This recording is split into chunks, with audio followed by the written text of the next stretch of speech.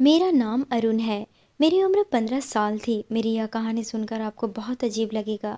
अजीब इसलिए लगेगा क्योंकि आज तक आपने सुना होगा कि कम उम्र में सिर्फ लड़कियों के साथ ही जाति की जाती है, लेकिन ऐसा नहीं है। आजकल बहुत ऐसी जगह है, बहुत ऐसे समाज है, छोटा सा गांव है जहां पर आज भी ऐसी प्रथा चल रही है।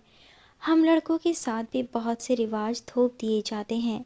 जब पंडित जी ने मुझसे कहा कि दुल्हन की मांग में सिंदूर भरो, तो मेरे हाथ कांप कर रह गए थे।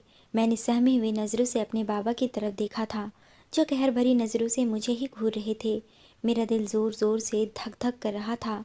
मेरी उम्र उस समय सिर्फ 15 साल की थी, लेकिन मेरी शादी 28 साल की औरत के साथ की जा रही थी। हमारे ख़ानदान का रिवाज था कि हमारे यहाँ बट्टे सट्टे की शादी की जाती थी। कौन कहता है कि ऐसी शादी में सिर्फ लड़कियों का ही नुकसान होता है, कि उसकी शादी बेजोड़ रिश्ते से कर दी जाती है। जुल्म हम मर्दों के साथ भी होता है, जैसा कि मेरे साथ हो रहा था। मेरी बहन की उम्र लगभग 20 साल की थी और सोनम के भाई से मेरी बहन की शादी तय हो चुकी थी। उसके भाई की उम्र 23 साल की थी। बहन की शादी की खातिर मुझे बलि का बकरा बना दिया गया था। मैंने बाबा से बहुत इनकार किया कि मैं यह शादी किसी भी कीमत पर नहीं करूँगा, तो एक ज़ोरदार थप्पड़ बाबा ने मेरे मुंह पर मारा था। कहने लगे, मैं देखता हूँ कि तुम कैसे ये शादी नहीं करते। मेरी बहन की शादी तो उसके जोड़ के लड़के के साथ हो रही थी, लेकिन मेरे साथ बहुत ज़्यादा जुल्म किया जा रहा था। मैं भला कैसे 28 साल की औरत के साथ शादी कर सकता था? और फिर मेरी उम्र कोई शादी की थी भी नहीं। मैं तो अभी सिर्फ 9वीं क्लास में पढ़ता था।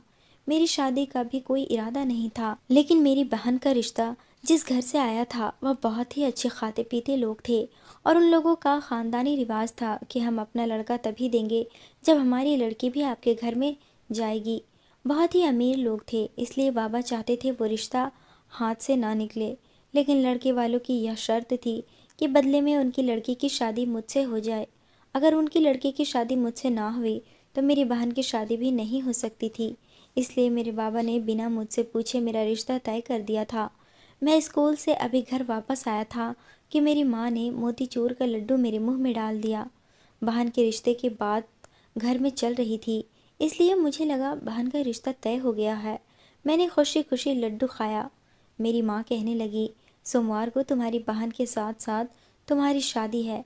और यह सुनकर तो मेरे गले से नीचे उतरने वाला मोतीचूर का लड्डू मुझे जहर लगने लगा था, क्योंकि शादी का नाम सुनकर ही मैं चौंक उठा था।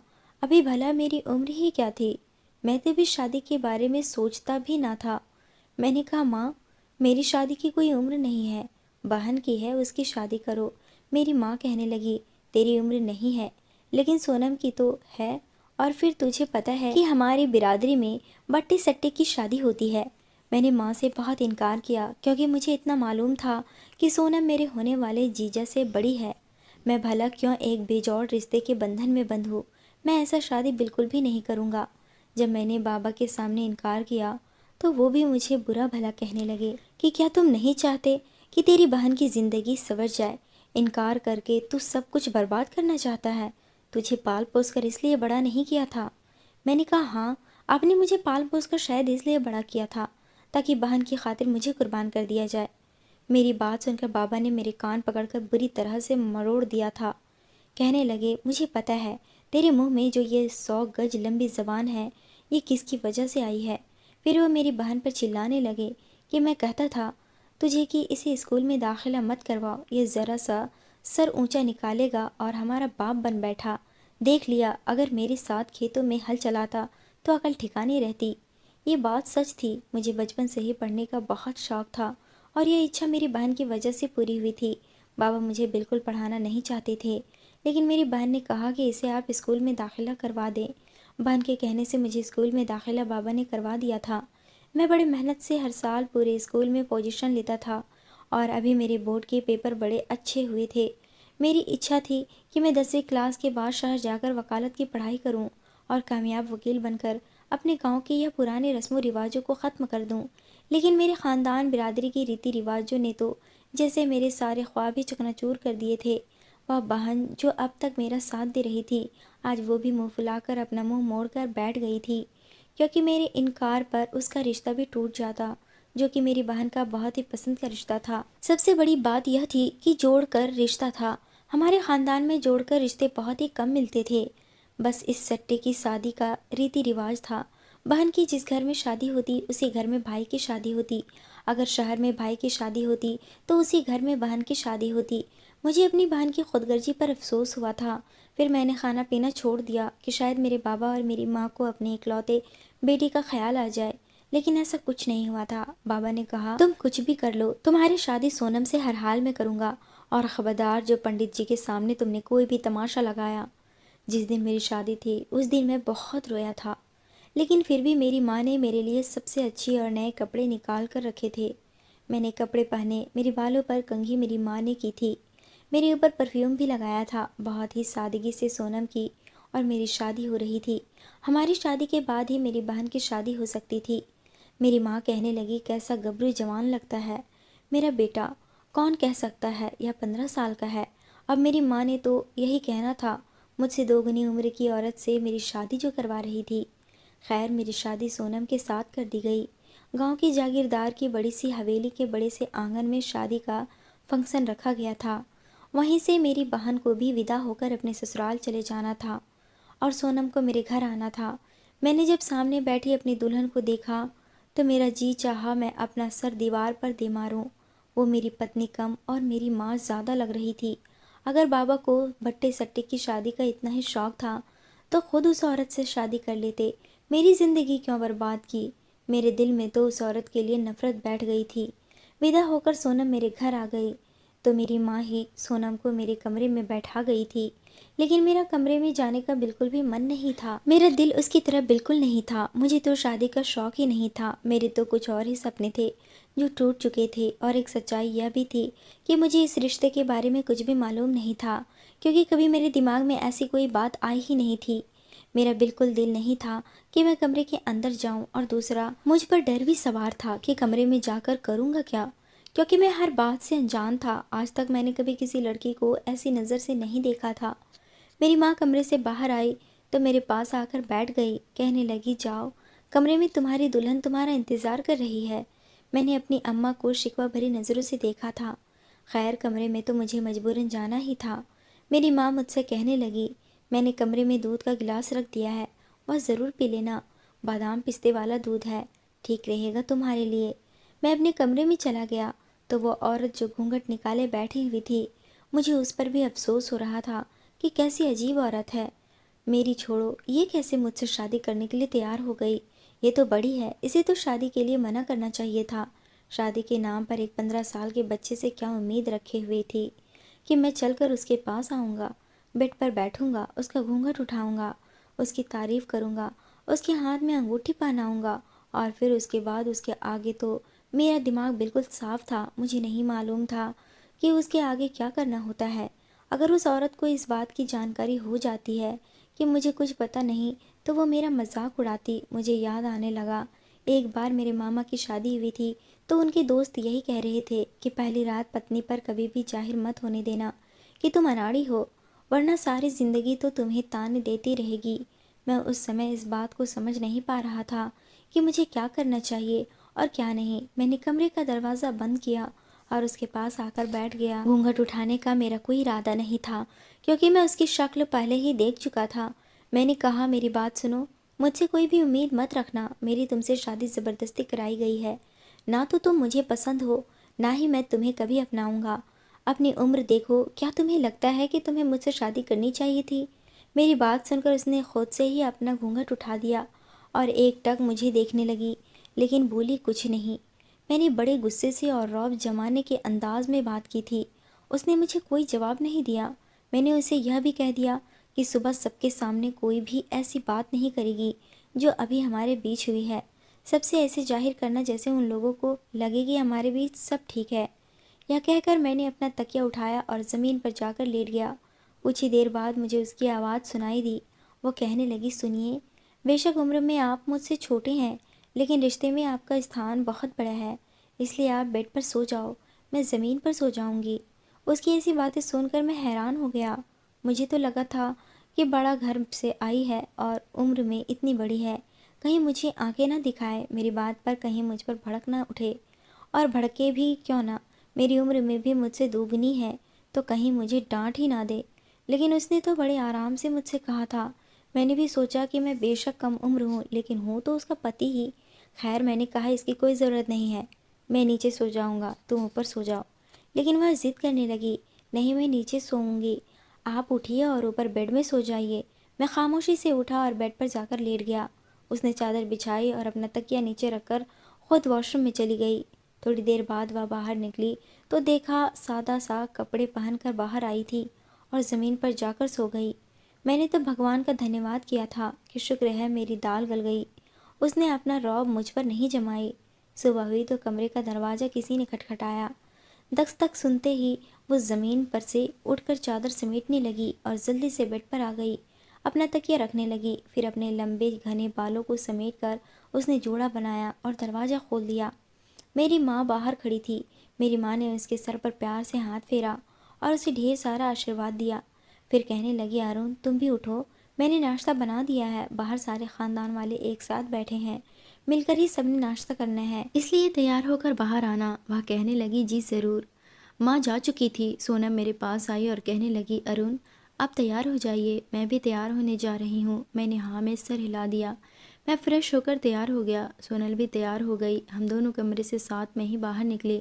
सारे रिश्तेदार वाले मुझे ऐसे देख रहे थे जी जैसे मैं कोई जंग जीत कर आया हूँ। खैर, सारे ख़ानदान के सामने ही मैं अपनी पत्नी के साथ बैठा था, उसके साथ ही नाश्ता किया था। मेरी बहन भी शादी के 4-5 दिन बाद घर पर मिलने आई तो बहुत खुश थी। उसका घर भी बस गया था और मेरी ज़िंदगी में भी सुकून आ गया था। सोनम ने बहुत जल्दी ही घर की सारी जिम्मेदारियां संभाली थी। मेरे भी सारे काम को अपने हाथों से करती थी और मुझे कुछ कहती भी नहीं थी। मैंने सोचा मैं तो यूं ही इतना डर रहा था, शायद या तो मेरे रौब में आ गई है। मैंने 10वीं क्लास पास की तो मेरा A ग्रेड बना था। मैं बहुत खुश था। खुश तो मेरे माँ बाप भी बहुत थे। सोनम भी खुश थी। लेकिन जब मैंने बाबा से कहा मुझे वकालत पढ़नी है और मैं शहर में जाकर कॉलेज में दाखिला लूँगा और वहीं हॉस्टल में रहा करूँगा, तो बाबा ने साफ मना कर दिया। कहने लगे, बस 10 क्लास तक पढ़ लिया बहुत है, कल से खेतों में आकर मेरा हाथ बटाना। अब तो तू घर परिवार वाला हो गया है, अपनी पत्नी के साथ तो इसी गांव में रहेगा। आज पत्नी है, कल बच्चे भी होंगे, तो तू शहर जाकर वहाँ पढ़ाई करेगा, तो क्या यहाँ तेरे बीवी बच्चों को मैं देखूँगा। बाबा की ऐसी बातें सुनकर मैं खामोशी से कमरे में चला गया। मैं जानता था कि सोनम बड़े घर से आई है, इसलिए माँ उसके सामने कुछ भी नहीं कहती थी। और फिर मेरी बहन भी तो उसके घर में बहुत खुश थी, इसलिए मेरी माँ की कोशिश होती थी कि वह सोनम यहाँ खुश रहे, उसे कोई बात बुरी ना लग जाए, इसलिए वह कभी सोनम को कुछ नहीं कहती थी। सोनम को खुश रखने की पूरी कोशिश करती थी ताकि मेरी बहन अपने घर में खुश रहे।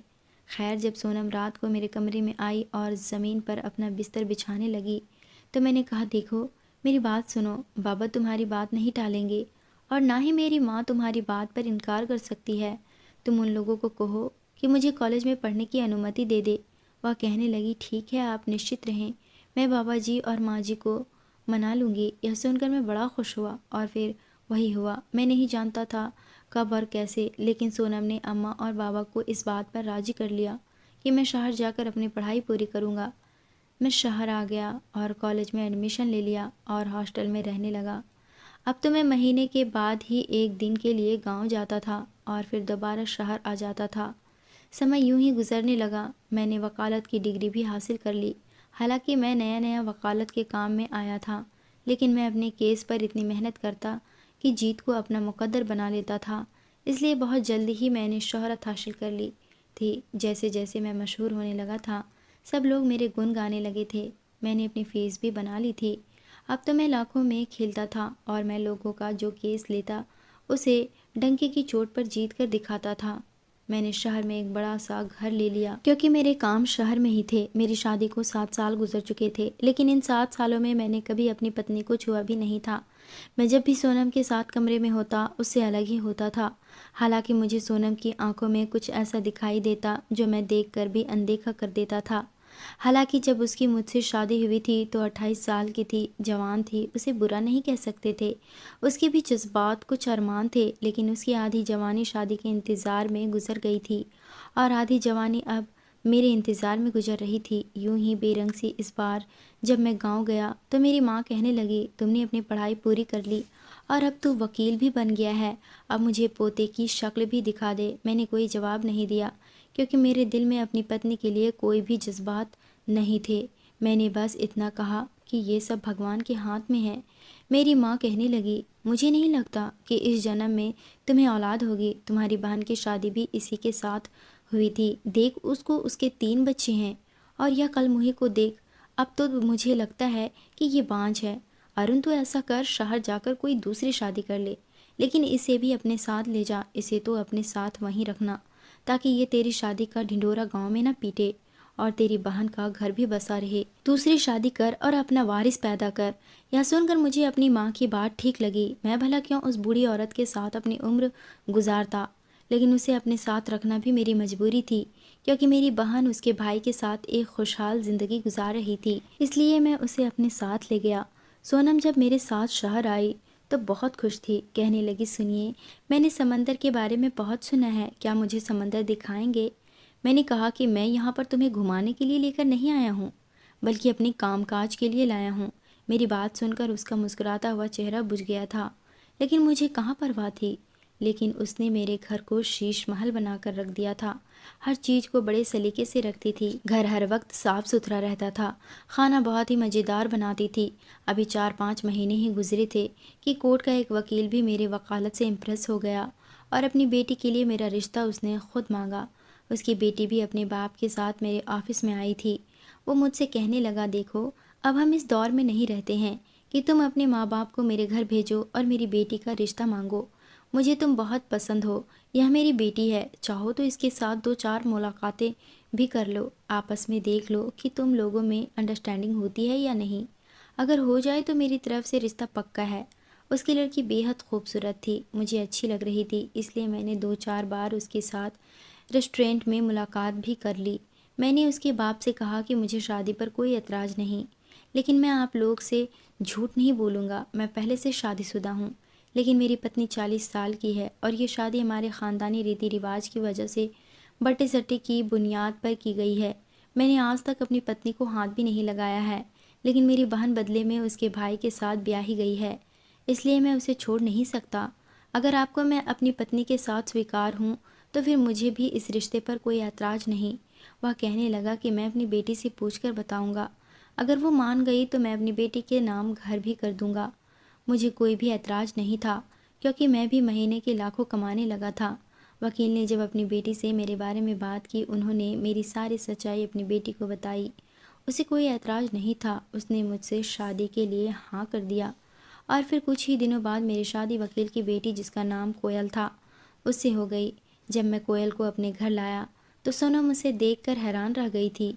पहली बार मैंने उसकी आंखों से आंसू बहते देखे थे, लेकिन वह अभी चुप थी। मुझे कोयल को एक साथ देखकर और कोयल को दुल्हन के कपड़ों में देखकर वह समझ गई थी कि उसकी वो क्या लगती है। वो दरवाजे से फ़ौरन पीछे हट गई और फ़ौरन से अपने कमरे में जाकर दरवाज़ा बंद कर लिया। मैं कोयल को दूसरे कमरे में ले आया। कोयल मेरे सीने से लग गई। कोयल को इतने करीब पाकर मेरे दिमाग में एक पल को ख्याल आया सोनम का, लेकिन फिर मैंने अपने सर को झटका और मैंने कोयल को अपने सीने से लगा लिया और उसके साथ अपनी ज़िंदगी की नई शुरुआत की। मेरी शादीशुदा ज़िंदगी कोयल के साथ बहुत अच्छी गुजर रही थी। हम रात को देर तक पार्टी में जाते, घूमते फिरते। मैं हनीमून के लिए कोयल को शिमला भी लेकर गया। 1 महीने के बाद वापस आया था। सोनम मेरे घर में ऐसी थी जैसे कोई फालतू सामान हो, जैसे कोई नौकरानी हो। कोयल तो अक्सर ही उस पर रौब जमाने लगी थी। उसे अपने सारे काम भी करवाती थी। कोयल को किसी भी तरह का कोई भी काम करने की आदत न थी। वह घर को हर समय बिखरा के रखती थी। मैं कभी कभी सोचता कि अगर सोनम ना होती तो घर का कबाड़ा बन चुका होता। मैं सुबह कोर्ट जाने के लिए उठता तो कोयल सो रही होती थी।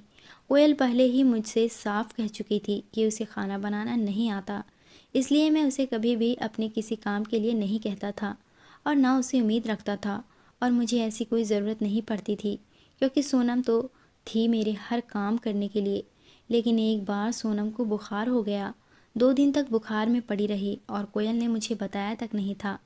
वह तो घर की बिखरी हुई हालात देखकर जब मैंने पूछा कि सोनम कहाँ है, क्या उसे नज़र नहीं आता कि घर का क्या हाल है, उस वक्त कोयल अपने हाथों पर लोशन लगा रही थी।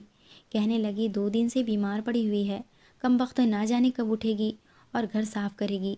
मुझसे तो यह काम वाम होती नहीं। यह कहकर वो बेड पर मेरे बराबर में आकर लेट गई। जब मैंने सुना कि सोनम को बुखार है तो मैं बेड से उठकर खड़ा हो गया कि जाकर देखूँ तो उसे हुआ क्या है। मेरे दिल में उसके लिए कोई मोहब्बत नहीं थी, शायद हमदर्दी थी।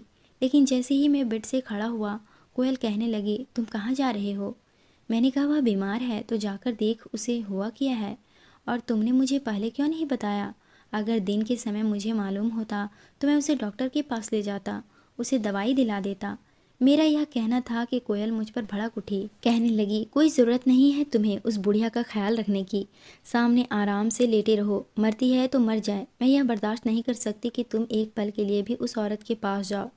मैंने हैरत से कोयल को देखा था। मैंने कहा, क्या पागल हो गई हो? अरे मैं उसे इस काबिल नहीं समझता कि उसे तुम्हारे जैसा स्थान दे सकूं।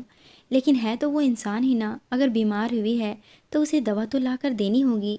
अगर हम घर में किसी नौकरानी को भी रखते हैं तो बीमारी में उसे भी पूछना पड़ता है। यह कहकर मैं कमरे से निकल गया। जब मैं सोनम के कमरे में गया तो वह बुरी तरह से कांप रही थी और यह देखकर मैं घबरा गया था। जब मैं उसके पास गया, उसके माथे को छूकर देखा तो वह बुखार में तप रही थी। मैंने जल्दी से बुखार की दवा ली। फिर मैं जल्दी से किचन में गया, दूध निकाला। दूध गर्म करके मैं सोनम के कमरे में चला आया। मैंने उसे सहारा देकर बिठाया और उसे दूध पिला दिया। उसके बाद मैंने उसे दवा खिलाई। मेरी इतनी सी हमदर्दी पर सोनम के उतरे चेहरे पर मुस्कुराहट सज गई थी, आंखों में चमक आ गई थी। कहने लगी, आपने क्यों परेशानी उठाई? मैं खुद ही ठीक हो जाती। मैंने कहा, तुम्हें बताना चाहिए था कि तुम्हें बुखार है, मैं तुम्हें डॉक्टर के पास ले जाता। उसने मेरा हाथ पकड़ लिया कि अचानक एक ज़ोरदार झटका मेरे दिल को लगा था। उसका हाथ बुरी तरह से आग की तरह तप रहा था। ना जाने कब और क्यों मेरे साथ लगकर रोने लगी और मैं यूं था कि जैसे सांस लेना भूल गया था। आज तक मैंने उसे कभी उंगली भी नहीं लगाई थी और आज वो मेरे सीने से लगी हुई थी। रोते हुए कहने लगी, मैं थक चुकी हूँ अरुण, मैं बहुत ज़्यादा थक चुकी हूँ। मेरे दिल में बहुत दर्द है। उसने इतना ही कहा था कि उसी समय कमरे का दरवाज़ा खुला। कोयल दरवाजे के पास खड़ी थी और यह देखकर कोयल तो आग बबूला हो गई। हालांकि जैसे ही दरवाज़ा खुला था मैं चौंक गया था और वो भी फ़ौरन मुझसे पीछे हट गई थी और अपने आंसू पोंछने लगी थी। कोयल मेरे पास आई, कहने लगी, तो ये हमदर्दी जता रहे थे तुम इस बुढ़िया घूसट के साथ? उठो यहाँ से, चलो मेरे साथ। खबरदार, जो मैंने तुम्हें दोबारा इस औरत के पास भी देखा तो। कोयल मुझसे बहुत लड़ती झगड़ती थी। मैंने उसे कहा कि ऐसा कुछ नहीं था जैसा तुम समझ रही हो, लेकिन वो तो कुछ भी सुनने को तैयार ही ना थी। मुझसे कहने लगी, तलाक दो उस औरत को या उसे गाँव छोड़ाओ। मैं उसे अब एक पल के लिए भी घर में बर्दाश्त नहीं करूँगा। मैंने उसे कहा कि मैं पहले भी तुम्हें बता चुका हूँ, यह औरत मेरी मजबूरी है। मेरी बहन का घर बसा हुआ है इसी औरत की वजह से। अगर मैं उसे गांव में भेज दूं और किसी को भनक भी पड़ गई कि मैंने दूसरी शादी कर ली है तो मेरी बहन का पति भी उसे छोड़ देगा या उसके लिए सौत ले आएगा। बड़ी मुश्किल से मैंने कोयल को चुप करवाया था। हमारी शादी को 1 साल गुजर गया था, लेकिन कोयल अभी तक उम्मीद से नहीं हुई थी। मैंने उसे कहा कि वो डॉक्टर को दिखाए, हमारी शादी को 1 साल हो चुका है। कहने लगी, किस लिए? मैंने कहा, मुझे मेरा बच्चा चाहिए। वह कहने लगी, देखो, मैं भी बच्चों की झंझट में नहीं पड़ना चाहती। अभी 5 साल तो मैं लाइफ को एंजॉय करूँगी, ये बच्चे बच्चे मैं पैदा नहीं करूँगी। कोयल नाक मुँह चिढ़ाते हुए मुझसे कहने लगी। मैंने कहा कि मेरी माँ को पोता पोती चाहिए और तुम कह रही हो कि तुम औलाद पैदा नहीं करोगी। वह कहने लगी, मैं तुम्हारी माँ के कहने पर अपना फिगर ख़राब नहीं कर सकती। दोबारा तुम मुझसे बच्चों के बारे में बातचीत भी मत करना। मैं अपनी मर्जी और अपने तरीके से अपनी ज़िंदगी गुजारना चाहती हूँ। अब कोयल अकेले ही पार्टियों में जाती थी और तब मुझे मालूम हुआ कि उसके दोस्तों में काफ़ी लड़के भी थे। मैंने इस बात पर ऐतराज़ किया तो वो कहने लगी, तुमने एक पत्नी पाल रखी है और मुझे तुम किसी भी लड़के से बात करते हुए भी नहीं देख सकते। देखो, यह पुरानी तरह की पाबंदियाँ मुझे बिल्कुल भी पसंद नहीं। हमारी सर्कल में यह सब चलता है। मैं चुप हो गया।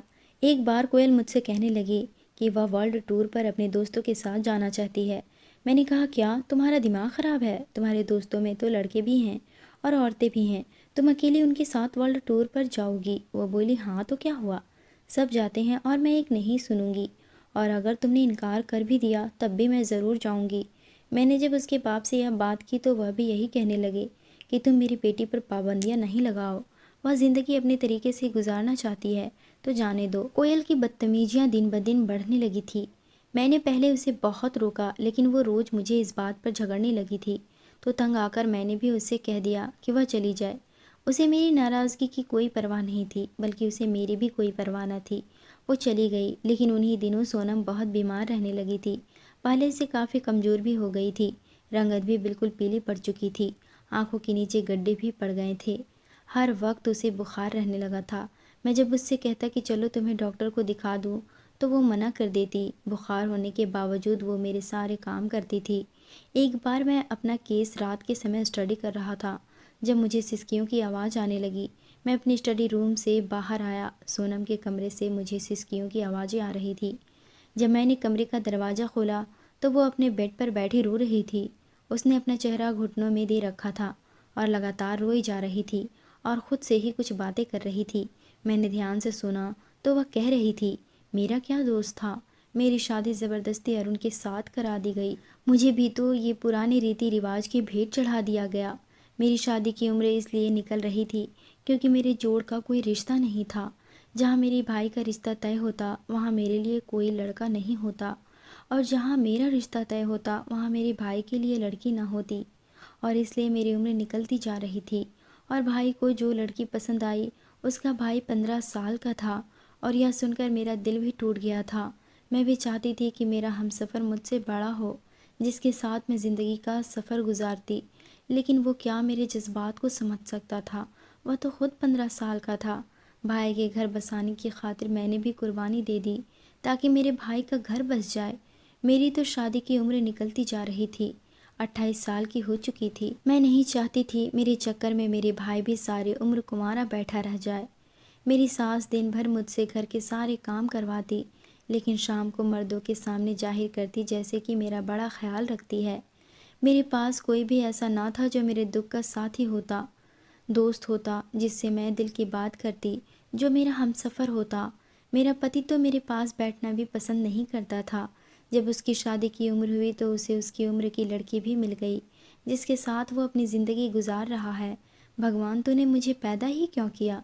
क्या तूने मेरा कोई साथी नहीं बनाया था? और फिर बनाया था तो इतना कम उम्र की, मैं जिससे दिल की बात भी नहीं कर सकती थी। मुझे अरुण से कोई शिकायत नहीं है, लेकिन इस रस्म व रिवाजों से ज़रूर है, जिसने मेरी ज़िंदगी बर्बाद करके रख दी। मेरा क्या कसूर है? उम्र के जिस हिस्से में मैं पहुंच चुकी हूँ, मुझे एक साथी की ज़रूरत है, जिसके कंधे पर सर रखकर मैं अपना हर गम भुला सकूं। सोनम की बातें सुनकर तो मेरा दिल धड़कना ही भूल गया था। मैंने तो कभी सोचा ही नहीं था कि अगर जुल्म मेरे साथ हुआ था, तो उसके साथ भी हुआ था। आखिर उसके दिल में भी इच्छा होगी कि उसका पति उसका हम उम्र होता, या उसे कुछ ही साल बड़ा होता, जो उससे मोहब्बत करता, उसे औलाद देता, उसके साथ मोहब्बत और हमदर्दी वाला रिश्ता रखता। मैंने तो उसे कुछ भी नहीं दिया था, मगर बदले में उसने मेरे घर वालों को संभाला ज़रूर था। मैं उसके पास आ गया। मुझे देखकर वह घबरा गई थी। कहने लगी, आप? और यहाँ? उसने जल्दी से अपने आंसू साफ किए और सिमट कर बैठ गई। मुझसे पूछने लगी, कुछ चाहिए था आपको? मैंने उसका हाथ थामा और उसके पास बैठ गया। मैंने कहा, तुम्हें तो बहुत तेज़ बुखार है। मैंने उसको अचानक ही अपने सीने से लगा लिया। मैंने कहा कि मैंने तुम्हारे साथ बहुत बड़ी ज्यादती कर दी। यह सुनकर वो रोने लगी। कहने लगी, अरुण, मुझे अपनी ज़िंदगी से बस कुछ दिन दे दो, मेरे पास ज़्यादा समय नहीं है। यह सुनकर मुझे हैरत हुई थी, लेकिन मैंने उसे उस वक्त इनकार नहीं किया। वह मुझसे उम्र में दोगुनी थी और ख़ूबसूरत भी नहीं थी, लेकिन मुझसे वह ऐसे बात करती जैसे मैं उससे उम्र में बहुत बड़ा हूँ। मैंने आज तक उसकी ज़बान से अपने लिए तुम का शब्द भी नहीं सुना था। और उससे उलट कोयल थी, जो मुझसे उम्र में 5 साल छोटी थी, लेकिन मुझसे हर वक्त लड़ती झगड़ती रहती थी और तुम करके बात करती थी। उसकी नज़र में मेरे लिए कोई सम्मान नहीं था। जब तक कोयल घर पर नहीं थी, मैंने सोनम के साथ बहुत अच्छा समय गुजारना चाहता था। पता नहीं क्यों अब मेरा दिल सोनम की तरफ खींचने लगा था। मेरा जी चाहता मैं हर वक्त उसके पास बैठा रहूं, उससे बातें करता रहूं, लेकिन उसका मौका भी मुझे बहुत कम मिला था। 15 दिन के बाद ही सोनम की तबीयत बिगड़ने लगी थी। मैं उसे डॉक्टर के पास ले गया, तो जो खबर डॉक्टर ने मुझे सुनाई, मेरे कदमों तले से ज़मीन खिसक गई। उसे कैंसर हो चुका था और आखिरी स्टेज पर था। उसका इलाज मुमकिन न था, बस कुछ ही दिन की मेहमान थी। यह सुनना था कि मैं एकदम से परेशान हो उठा था। मुझे लगा मैंने बहुत बड़ा जुल्म कर दिया है उसके साथ। 4 दिन मैंने उसके साथ गुजारे थे वह कहने लगी, मुझे हॉस्पिटल में एडमिट मत करवाना। मैं आखिरी पल भी आपके साथ जीना चाहती हूँ। जब उसकी आखिरी सांसें चल रही थी तो उसका सर मेरी गोद में था और मेरा हाथ उसने थाम रखा था। आखिरी शब्द उसकी ज़बान पर यही थे कि अरुण, आप मुझसे खुश तो हैं ना? मैंने आपके साथ कोई बुरा सलूक तो नहीं किया। मेरी आंखों से आंसू बह रहे थे। आखिरी समय में भी उसे मेरी ही चिंता थी। मैंने उसे दिया ही क्या था सिवाय कुछ दिन की मोहब्बत के। उसने मेरी गोद में दम तोड़ दिया था। मैं नहीं जानता था मुझे क्या हुआ, लेकिन मैं फूट फूट कर रो रहा था। मुझे लगा मेरी दुनिया तो अब उजड़ी है। सोनम के अंतिम संस्कार के बाद मैं घर लौटा तो मुझे पूरा घर काट खाने को दौड़ रहा था। मुझे लग रहा था कि जैसे मैं अधूरा रह गया हूँ। कुछ दिन बाद ही कोयल वापस आ गई थी। सोनम के बारे में सुनकर उसे कोई दुख नहीं हुआ था, बल्कि उसने तो भगवान का धन्यवाद किया कि उसकी उससे जान छूट गई। लेकिन मेरे दिल की तो दुनिया ही बदल चुकी थी।